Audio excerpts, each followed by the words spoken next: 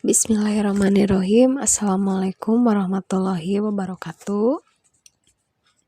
Perkenalkan, nama saya Ikliman Nurfadilah, kelas B1 non-reguler 2024 dengan NIM 230600420.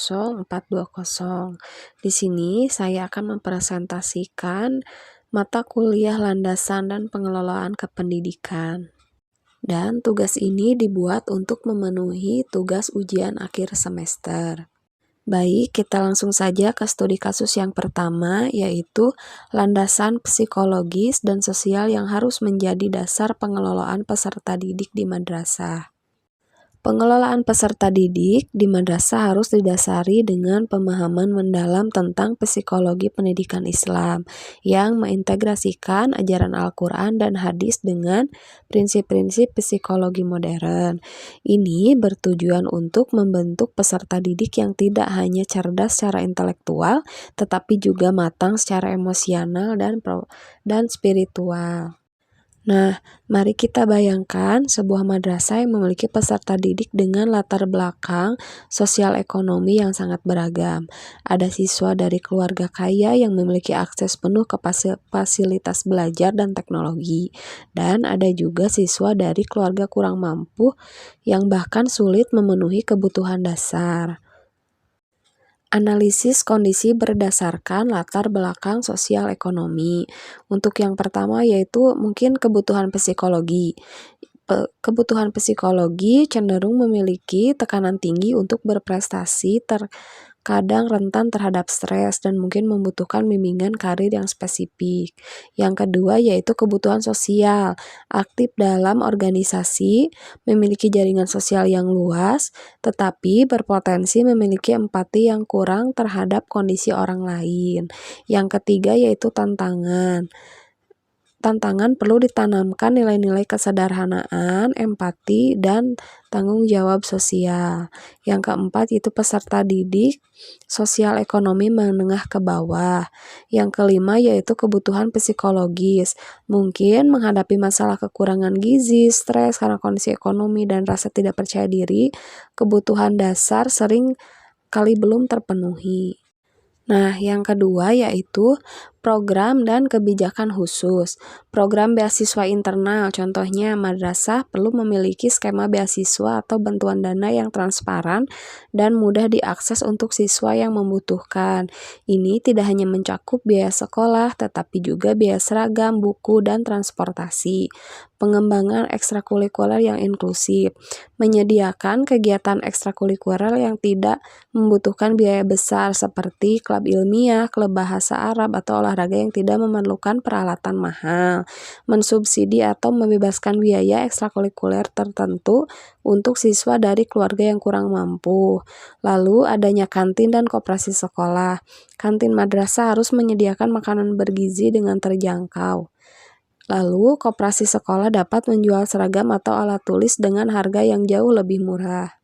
Dan yang terakhir yaitu kerjasama dengan wali murid dan komunitas, membentuk paguyuban wali murid yang aktif dan peduli, yang bisa menjadi jembatan antara madrasah dan wali murid dari berbagai latar belakang sosial ekonomi, bermitra dengan lembaga sosial, masjid, atau organisasi masyarakat lainnya untuk mendapatkan bantuan bagi siswa yang membutuhkan, dengan mengimplementasikan sistem layanan yang responsif terhadap keberagaman sosial ekonomi.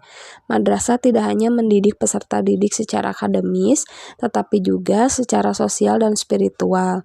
Hal ini akan membuktikan generasi yang memiliki empati, rasa syukur, dan kesolehan sosial yang kuat sesuai dengan tujuan pendidikan Islam.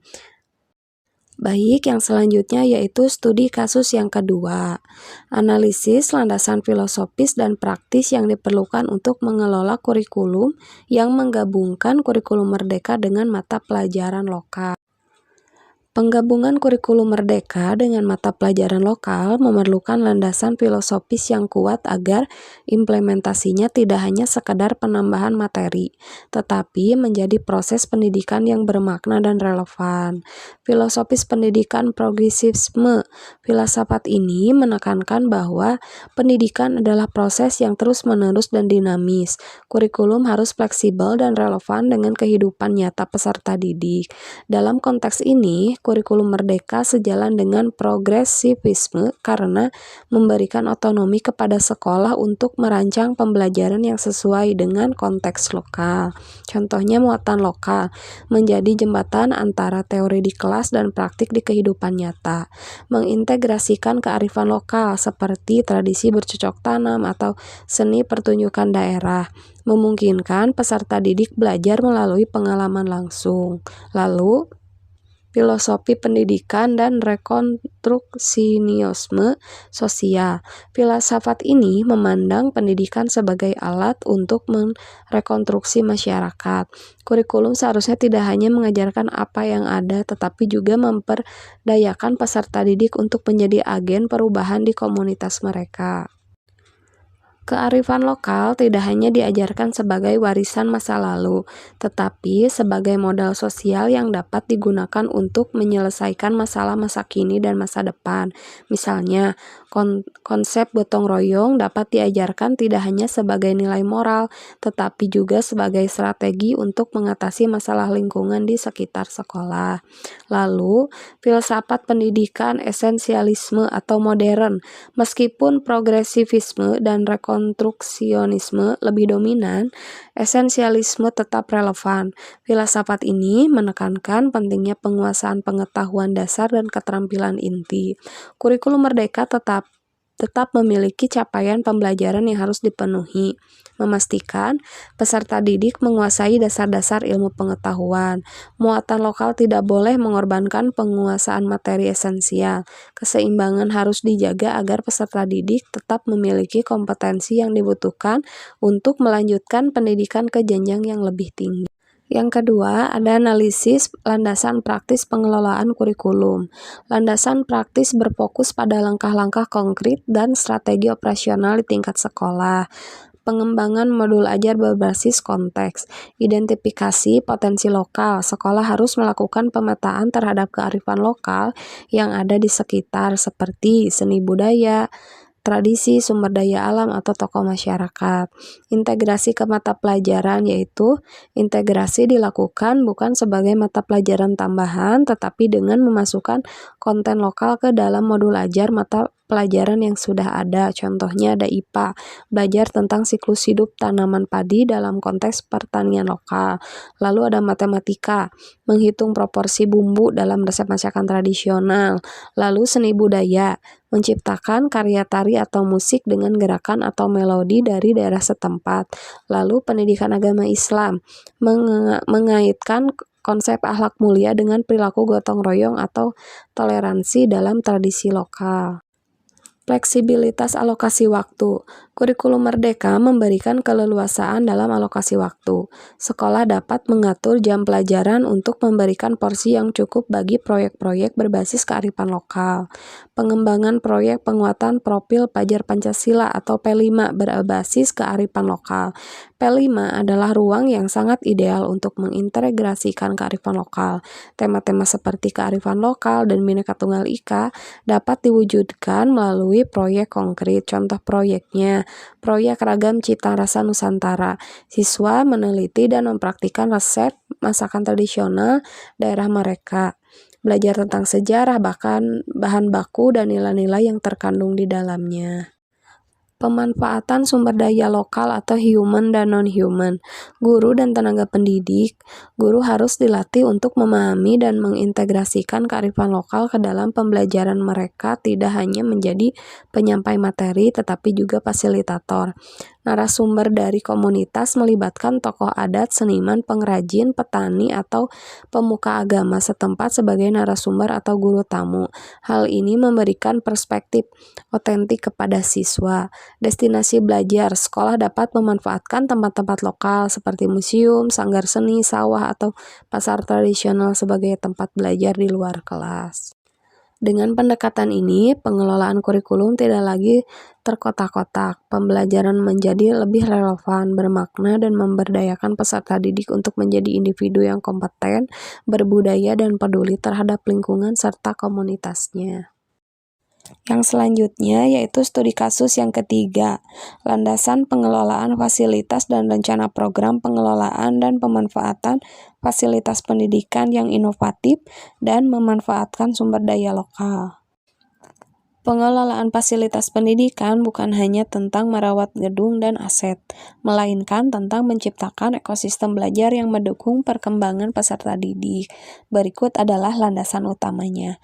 Landasan filosofis atau learning environment as the third teacher. Filosofi ini yang dipopulerkan oleh Reggio Emilia dari Italia memandang bahwa lingkungan fisik atau fasilitas sekolah adalah guru ketiga setelah orang tua dan guru.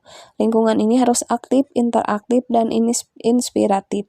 Di sekolah dengan fasilitas minim, filosofi ini menuntut kreativitas untuk mengubah keterbatasan menjadi kekuatan di mana setiap sudut, bahkan lorong atau dinding bisa menjadi media pembelajaran. Rencana program pengelolaan dan pemanfaatan fasilitas atau studi kasus. Sebuah sekolah memiliki gedung kecil dengan beberapa ruang kelas yang sempit dan minim fasilitas. Namun, sekolah ini ingin menciptakan lingkungan belajar inspiratif. Yang pertama yaitu rencana program pengelolaan atau mengatasi keterbatasan. Program pengelolaan di sini berfokus pada optimalisasi ruang dan pemeliharaan kolaboratif.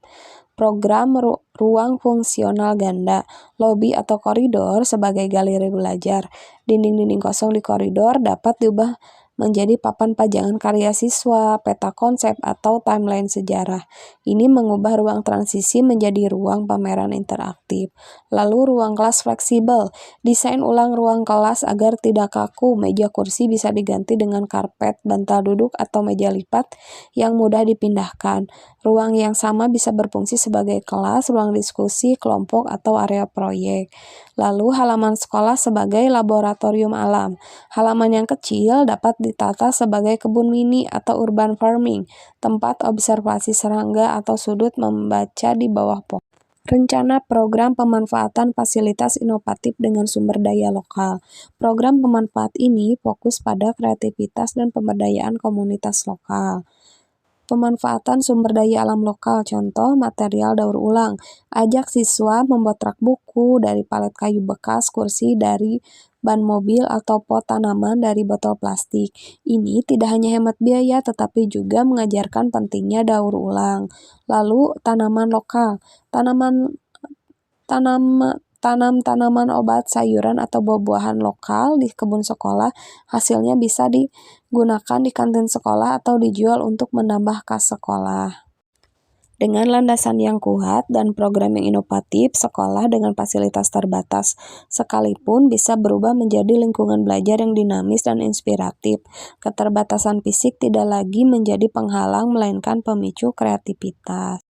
Demikian pemaparan materi dari saya cukupkan. Wabillahi taufiq wal hidayah. Wassalamualaikum warahmatullahi wabarakatuh.